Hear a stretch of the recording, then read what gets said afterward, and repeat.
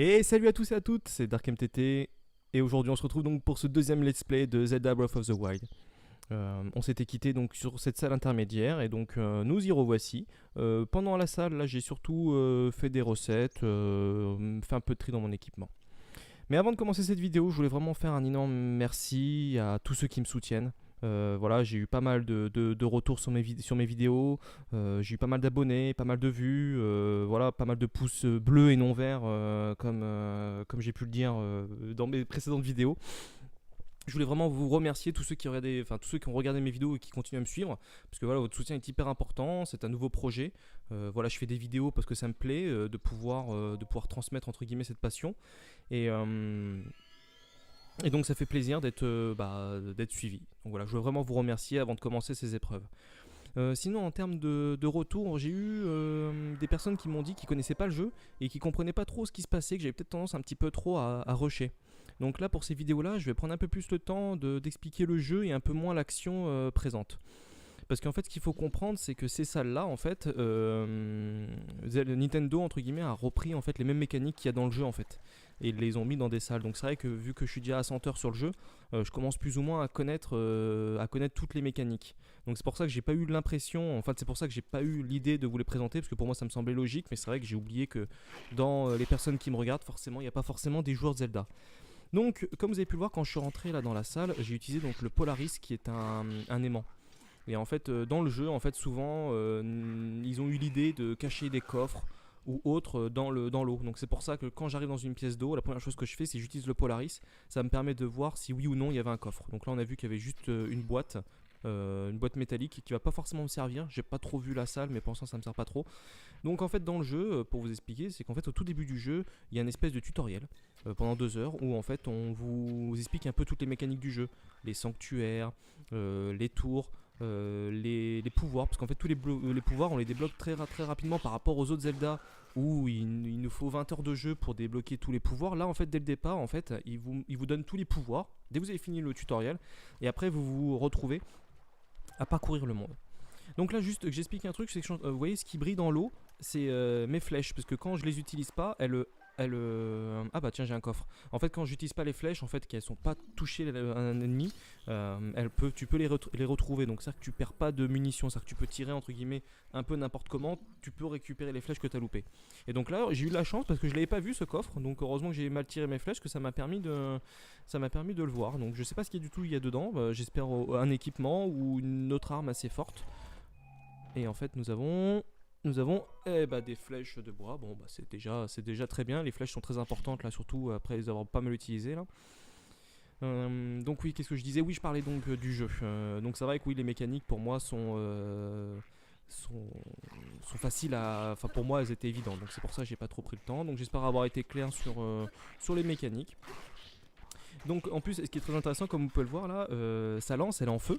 Parce qu'en fait, vu qu'ils sont en train de faire du feu, en fait, ça a un impact réellement sur les adversaires. Ce qui fait que si, je dis une bêtise, mais si je le jette dans le feu, lui, il va perdre de la vie. Comme vous avez pu le voir aussi dans ma première vidéo, le feu en fait brûle l'herbe, ça vous donne donc de l'air chaud. Donc ça aussi, c'est vrai que j'ai pas eu le temps de l'expliquer, mais c'est des mécaniques en fait, vraiment du jeu. Donc là, bon, j'ai fini le premier qui est mort cramé, comme on a pu le voir. Et donc là, je pense avoir fini le deuxième. Non, la salle ne s'est toujours pas validée. C'est-à-dire que le deuxième est encore là. Je récupère l'épée. Non, non, je peux pas. Il est où? Il est là. Il est là. Je vais lui jeter ce petit gourdin à la tronche. Bon, je fais vraiment les mauvais choix parce qu'en fait, au lieu de finaliser le. En plus, je lui donne une arme. Voilà, c'est très bien. Et qu'est-ce qu'il fait? Ça, c'est. Vous pouvez voir vraiment que l'adversaire est vraiment très intelligent parce que je lui jette l'arme et lui vient la récupérer. Il fait le mariole là, vas-y viens toi. Viens te battre. Ah bah il fait comme moi, il le jette. Un peu bête lui. Après voilà, il a recopié plus ou moins ce que j'ai fait, mais au moins là je pense avoir fini. Non, toujours pas. Toujours pas, il reste pas grand chose. Allez, voilà, là c'est fini. Donc comme on peut le voir, souvent dans le jeu c'est comme ça que ça se passe. On peut les retrouver, donc ces lézards. Et en fait autour du feu, vous voyez qu'ils ont fait de la nourriture. Donc ça me permet donc de récupérer donc des perches grillées, donc qui peuvent me donner de la nourriture. Donc voilà. Donc là je vais essayer de faire un petit peu de tri dans mon équipement, après avoir cassé cette caisse bien évidemment. Et on va passer à la prochaine salle. Je revérifie qu'il n'y ait pas de coffre. Alors, bien sûr, je jette mon arme, voilà, pour récupérer celle-ci, bien évidemment. Et on va partir donc à l'autre salle, à la nouvelle salle. Donc j'ai été un petit peu long là pour cette salle, mais je vais essayer d'aller un petit peu plus vite pour les prochaines. Je sais pas du tout ce qui m'attend, j'espère que les combats seront pas trop durs, parce que je dois vous avouer que j'aime pas du tout les lézards. Je trouve qu'en termes de combat, ils sont très compliqués à jouer. Ok, donc là ça commence avec ces petits trucs là. Donc ça c'est, voilà, comme vous pouvez voir, c'est des petits ballons qui sont dans l'eau qui nous balancent des... et là il y en a un autre là-bas qui nous balance des pierres. Oh là là là là là là là là. Vous avez vu le one shot de loin, magnifique. Ah bah tiens, un coffre. Alors là, le one shot, heureusement que je l'ai enregistré parce que personne ne m'aurait cru. Sans viser. Vous voyez, vous sentez un petit peu le type qui maîtrise un peu le jeu là ou pas. Donc là, j'utilise un nouveau pouvoir. Ça s'appelle, je sais plus le terme exact. Moi, je l'appelle ça le bloc de glace. Et en fait, ça nous permet, de ressortir le coffre de l'eau parce que là, on pouvait pas c'est un coffre de bois, donc on peut pas le sortir avec l'aimant. Et on a encore des flèches de bois. On a beaucoup de flèches. Donc je sais pas si c'est en lien avec ce qui va se passer après ou si c'est parce qu'ils veulent nous donner que de ça, mais on a quand même pas mal de flèches depuis le départ. Donc là, c'est un adversaire là, qui maîtrise la foudre avec sa baguette de foudre là. Et en fait, vous voyez, il disparaît. Et vous voyez qu'en fait, il marche sur l'eau, dans les airs. Et en fait, on voit ses pas qui apparaissent au fur et à mesure. Donc ça nous permet de pouvoir anticiper son coup. Bon là, je me suis fait un peu toucher bêtement. Et en fait là faut que je lui tape dans la tête. Donc en fait on va le laisser venir. On anticipe plus ou moins ses pas. Voilà, un petit coup. Et là après je viens lui donner les petits coups. Non, il est trop loin. Non, je pense pas. Ouais, j'arrive à le toucher, mais ouais, je suis dans l'eau. C'est pas forcément le bon. J'aurais dû lui jeter une bombe plutôt. Je vais faire ça la prochaine fois. Faut pas hésiter à jeter des bombes. Oui, forcément j'ai utilisé le Polaris. Mais n'hésitez pas, les bombes, voilà, c'est vraiment... et c'est très très fort. Et ça permet d'économiser vos armes et vos flèches. Parce que je sais pas du tout si la salle qu'on a fait tout à l'heure, si elle servait ou pas de checkpoint ou pas du tout. En fait, j'ai vraiment aucune idée là-dessus. Je sais pas si on meurt, si on revient à la salle où on a perdu, si on revient au début. C'est beaucoup d'inconnus vu que je découvre le jeu avec vous. Bon, là, comme vous pouvez le voir, je suis très très mauvais. Tout à l'heure, j'ai fait un one shot, mais là, bizarrement, le type, j'ai du mal à le toucher au loin. Allez, finis-le. Voilà, comme ça c'est fait. Est-ce qu'il y avait que cet ennemi là sur la zone? Oui, il y avait que cet ennemi là, avec les deux petits ballons qui étaient dans l'eau. Donc là, sa baguette électrique est très très très forte. En fait, ça jette des boules électriques comme vous avez pu voir tout à l'heure qui m'ont un petit peu étourdi et je perds toutes mes armes. Donc là, la fameuse boîte qui me sert pas forcément à grand chose. Donc là, on enchaîne sur une autre salle. Alors, à quoi on va être mangé? Parce que là, bon, pour l'instant, le niveau, il est un lézard, j'en vois un déjà devant. Et lui, il me repère direct, donc j'ai pas trop le temps de réfléchir. Ok, donc toujours pas. Et oui, voilà, ça c'est fait. Ça c'est fait. Donc là, maintenant, j'en ai deux. Ok, je les avais pas vus, eux. Ouais, mais là, maintenant qu'ils sont là, ça va être très compliqué. Vous voyez, j'ai des boules de feu, en fait, et ça les électrocute pendant quelques secondes. Et ils perdent leurs armes. Donc en fait c'est très important aussi dans ce jeu là, c'est qu'on peut désarmer notre adversaire. Donc ça permet qu'il soit un petit peu moins, je dirais, agressif. Mais comme vous pouvez le voir, eux ils arrêtent pas en fait. Entre les coups de queue et les coups d'eau qui te crachent à la gueule là, je trouve que vraiment ceux-là, j'ai du mal avec eux. Les combats dans l'eau, je trouve que dans le jeu c'est là où t'es le moins à ton avantage. Comme vous pouvez le voir là, donc je suis obligé d'y jouer à distance. Donc là je vais vous montrer que je peux lui jeter des boules. Voilà, une grosse boule. Voilà, ça permet de le calmer un petit peu. Par contre, il est où le deuxième? Je ne vois plus le deuxième. Faut que je fasse gaffe. Parce que là, je regarde celui-là, mais il faut absolument que je regarde s'il n'y a pas le deuxième qui arrive quelque part là. Parce que. Ah bah. Il est là. Lui, il a plus d'armes. Donc concrètement, il faut que je le tienne comme ça. Je fais tout. Ouais, parce qu'en fait, là, voilà, j'ai les deux combats en même temps. Donc il faut que j'arrive à chaque fois à en dégager un. Et aller m'occuper de l'autre directement dans la foulée, parce que voilà, il remonte, voilà, c'est un peu ça. Donc si pour l'instant ça se passe comme ça, je dirais c'est bon.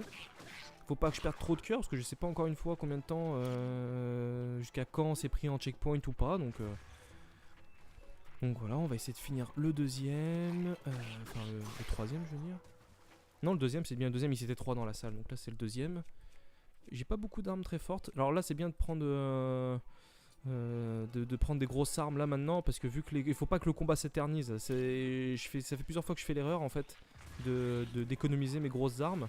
Mais je devrais pas en fait, je devrais vraiment utiliser directement les grosses armes pour éviter entre guillemets, d'éterniser le combat et d'avoir peut-être potentiellement perdre des cœurs quoi. Parce que encore une fois, je sais pas du tout comment ça se passe après. Bon, le combat il est un peu long. Le combat est un peu long, je vais peut-être te l'abréger. Là, vas-y, fini. Parce qu'en fait, les grosses masses là, en fait, à chaque fois, c'est les balances. Donc, dans les combats comme ça, plein d'eau, c'est pas l'idéal quoi. C'est pas l'idéal. Voilà. Ah putain, voilà. C'est ce que je disais en fait. Voilà, j'éternise trop le combat et là, je viens de perdre trop de cœur bêtement. Donc là, voilà, lui, il est fini. Le deuxième, il devrait être. Enfin, le troisième, maintenant, il devrait être mort aussi. Enfin, bientôt en tout cas. Des flèches de bois, toujours. Et encore des... Voilà, bah bon. Vraiment, je sais pas du tout. Faut que je me redonne à manger, là, parce que c'est vraiment pas bon, là, ce que je suis en train de faire. Parce que si, imaginons, là, j'ai 45 salles à faire et que j'ai pas de checkpoint ou autre, j'ai très mal commencé. J'ai très mal commencé. Bon. On fait le tour pour voir, je crois qu'il y a des trucs voilà, qui sont tombés dans l'eau. Alors oui, c'est important de récupérer donc tout ce qui est fruits et autres parce qu'en fait tout à l'heure j'ai fait des recettes, enfin je l'ai fait hors caméra, mais en fait j'ai fait des recettes qui nous redonnent de la vie et en fait là aussi le système de recettes est très bien fait dans Zelda, c'est qu'en fait selon ce qu'on met, et ben en fait c'est des potions qui peuvent nous donner peut-être plus de force, plus d'endurance ou même plus de cœurs parfois quand ça te fait récupérer tous tes cœurs plus des cœurs supplémentaires. Donc vraiment les recettes dans ce jeu sont vraiment c'est vraiment bien fait et c'est vraiment important parce qu'en plus tu peux vraiment mettre ce que tu veux, t'as toujours une recette qui va sortir. Bon à part si tu mets des entre guillemets si tu mets des ingrédients qui sont pas bons, ça peut te sortir des recettes vraiment dégueulasses et ça a un impact sur ton personnage. Donc la nouvelle salle, la salle 11 donc, épreuve basique, donc c'est pour ça que je me dis, parce qu'en fait épreuve basique, moi c'est un terme qui me parle, parce que dans les sanctuaires il y a des épreuves basiques, expert, enfin extrême je veux dire, et difficile, enfin difficile extrême dans ce sens là, je crois qu'il y a 3 ou 4 niveaux de difficulté dans les salles, donc c'est pour ça la joie basique c'est la salle 11. Donc vous allez voir Legolas tout à l'heure qui a tiré une flèche en un seul coup, ah je l'ai eu là, c'est pas mal hein. Je commence à être pas mal à l'arc. Bon, j'ai du mal à choisir mes équipements. Ça, encore une fois, c'est le fait de parler en même temps que de jouer. Donc là, il me balance du feu, donc faut que je fasse gaffe. Donc j'en ai déjà tué un. Lui, il a un coffre là, juste à côté de lui, donc ça fait 2. Là, le troisième, non, je l'ai loupé. Oh putain. Donc c'est peut-être pour ça que j'ai eu pas mal de flèches. Peut-être pour ce niveau-là. Bon, lui, j'ai du mal à le. Ok, c'est bon. Il me reste plus que combien la flèche? Je crois qu'il en reste un. Ouais, il en reste un. Voilà, vous voyez, lui, il m'a foutu du feu dans mes flèches. Bah, il est mort. J'en vois un là-haut, j'en vois un deuxième. Voilà, donc déjà un en moins. Bah, il y en a 3. Bon, là, je vais pas pouvoir les avoir, je pense pas. Ouais, non, je vais pas pouvoir les avoir. Je vais sauter, je vais aller les affronter. Je vais les affronter. Ouais, je vais prendre la meilleure des armes que j'ai. Et on y va, on saute. J'ai un peu de mal à monter. Le type en galère. Le type il en galère. Donc alors ils sont combien? Ils sont 2. Ok. Toujours le coup de la bombe. C'est très efficace. Faut vraiment être à distance hein, du... Ok nickel. Hop hop. Donc il en reste un. Ah il y a encore un comme ça. Ok. Oh putain lui m'a fait mal. Ah oui avec son bouclier. Ouais, faut que je me redonne de la vie, j'ai pas le choix. Donc c'est ce que je dis, vous voyez par exemple celle-ci là, et ça me donne de l'attaque pendant 2 minutes. Un bonus d'attaque en fait. Donc c'est vrai que les recettes sont très importantes. Alors pour les recettes en fait, j'ai mis tous les fruits ensemble. Ouh là là là là, je perds trop de vie là. Celui-là il est vraiment fort. Il est vraiment fort celui-là. Avec le bouclier j'aurais dû faire attention. Oh non! Oh non! Non non non non non non non non non non. Et non. Oh putain. Ok, donc c'est un game over. Bah écoutez, on va découvrir ensemble ce que ça fait.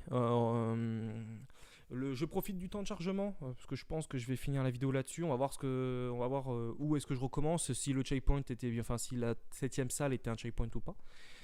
J'en profite encore une fois pour remercier vraiment tout le monde, tous ceux qui me suivent et tous ceux qui regardent mes vidéos. N'hésitez pas à vous abonner et même à partager, à en parler autour de vous.